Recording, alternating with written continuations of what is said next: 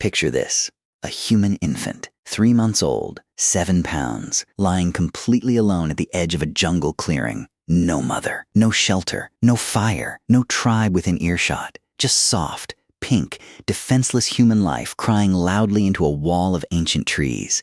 By every rule nature has ever written, this should be over in seconds. A human baby cannot run. It cannot fight. It cannot even roll over. It moves slower than a tortoise, broadcasts its location louder than a wounded animal, and carries zero tools of defense against anything larger than a house cat.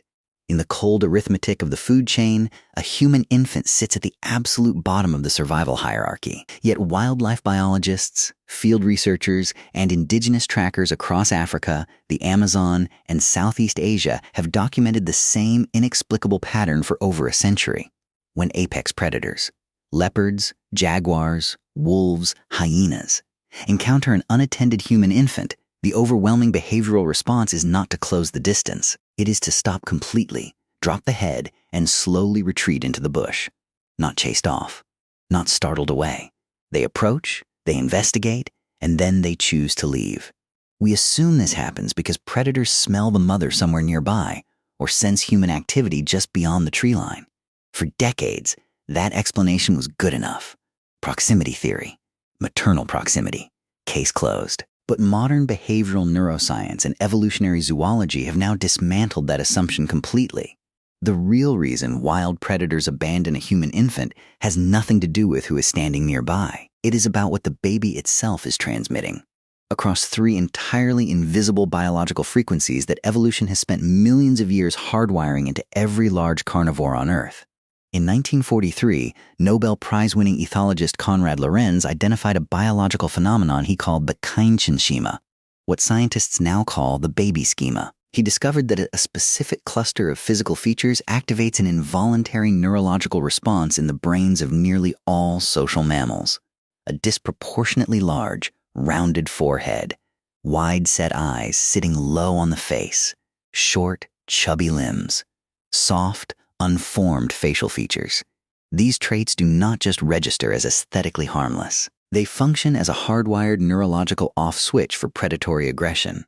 When a wolf, a leopard, or a spotted hyena visually processes these features, their limbic system floods with oxytocin and prolactin, the exact same hormonal cascade that fires when they encounter their own newborn cubs. The predatory circuit does not just quiet down, it is actively suppressed. To the hunting brain of an apex predator, a human baby does not compute as prey. It computes as something that must not be touched. Your infant is not a target. It is a biological off switch wearing a onesie. The second frequency is acoustic, and it works in the exact opposite way you would expect. Every instinct says a crying baby is a liability. Loud, stationary, advertising its position to every predator within a half-mile radius. But in every ecosystem on Earth, infant distress vocalizations carry one universal meaning baked into evolutionary memory. A crying infant means a protective adult is seconds away. Predators learned this lesson across hundreds of thousands of years of fatal miscalculations. Approaching a crying infant triggered the single most explosive defensive response in the animal kingdom.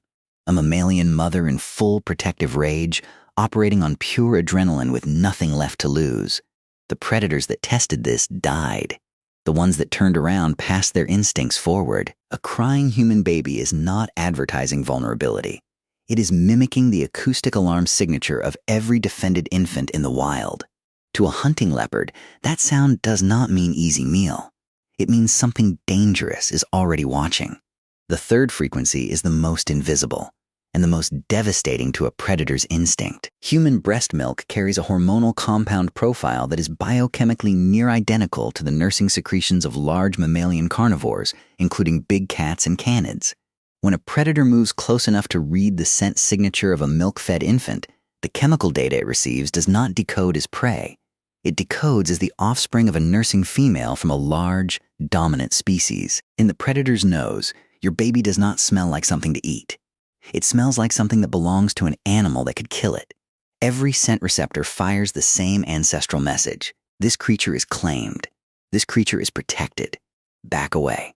So here is what 3 converging fields of science are telling us at once. The human infant, helpless, screaming, immobile, and completely alone, is not the most defenseless creature in nature. It is one of the most comprehensively shielded. Not by claws, not by venom, not by speed, not by camouflage.